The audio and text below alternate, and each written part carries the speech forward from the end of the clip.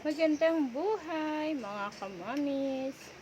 For today's, our ulam for lunch ay ginataang gulay, sitaw, kalabasa, and malunggay.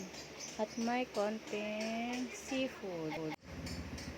Tinanggalan ko ng balat ang hipon at ganyan dinurog-durog para lumabas yung patas.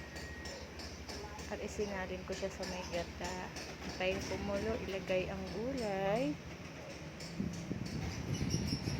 Antayin siyang lumambot. Nilagay ko naman ang sitaw. At ayan siya. Templado na yan mga mommies.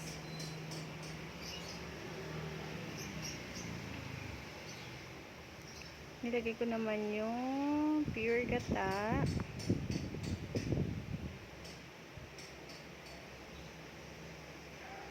Masarap siya pag may pure gata. Then last yung malunggay.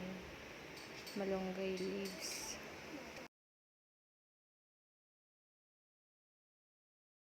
Ayan na siya mga mommies. Luto na.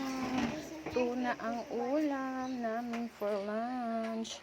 Kain po tayo.